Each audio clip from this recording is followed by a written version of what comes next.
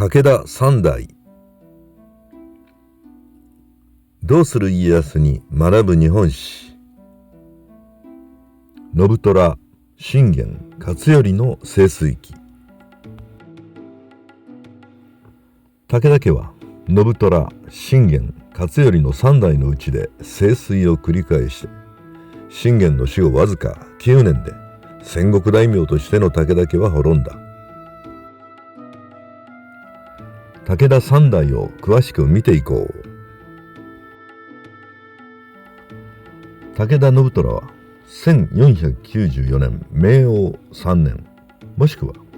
1498年明王7年甲斐源氏の第17代当主信綱の嫡男として生まれた。信綱の後を継いだ信虎は最初は名君と言われる立派な跡継ぎであった。信虎は甲斐の国の兵力を整えて国力を盛り立て、甲斐の国を統一するなど勢力を伸ばし、戦国大名の仲間入りをしている。ところが世の中が下克上の戦国時代となって乱れると、信虎も徐々に暴君となり、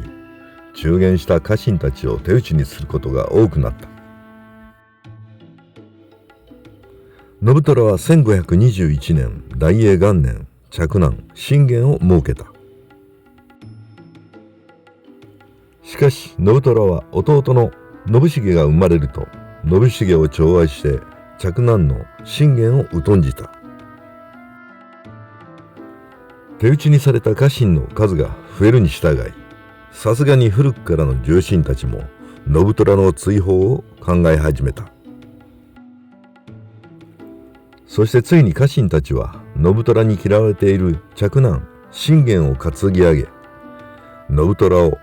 今川家へ追放した。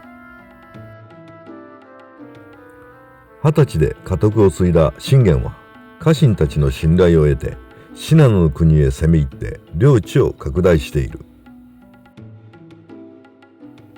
そして信玄は信濃の有力者諏訪氏、小笠原氏、村上氏を次々に撃破している。敗走した村上氏と小笠原氏が越後の上杉謙信に助けを求めたため、北信濃をめぐる以後5度10年にわたる川中島の戦いを信玄は謙信と繰り広げている。信玄は今川氏や北条氏と高宗村三国同盟を結び、嫡男の慶喜には今川義元の娘を正室に迎えた。今川義元が桶狭間の戦いで織田信長に討たれると、国土を山に囲まれた信玄は交易に便利な海を求めて東海地方の今川領へと進出する。信玄は今川攻めに反対した慶喜を敗着にして勝頼を後継者にしている。1573年元亀4年の三方ヶ原の合戦では徳川家康、織田信長連合軍を撃破した。しかし信長包囲網の一角の朝倉義景が勝手に越前に兵を引き上げたために、信長掃討作戦は失敗に終わる。失意の中、帰国の途に就いた信玄だが、持病が悪化して信州伊那郡小万場の地で53歳の生涯を閉じた。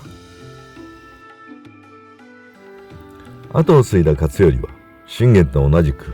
領地拡大を目指した。父の信玄さえ落とせなかった高天神城を落とした勝頼は一時的には信玄以上の猛将だと評価されている。しかし鉄砲の原材料を入手する堺などを信長に抑えられた武田軍は1575年天正3年の長篠設楽ヶ原の戦いにおいて織田・徳川連合軍に大敗する。1万人以上の兵士を失い多数の重臣を亡くした勝頼は急速に求心力を失った。勝頼は辻ヶ崎の館から新府城への本拠地移転により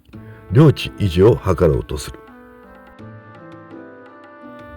しかし織田信長の信仰である甲州征伐を受け、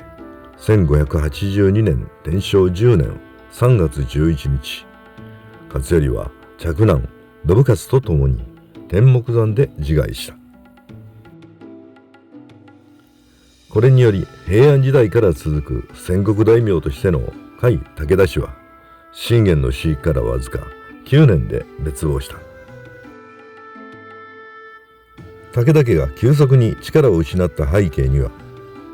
豊かな産出量を誇った甲州金が急激に取れなくなったなど、さまざまな要因が関係しているようである。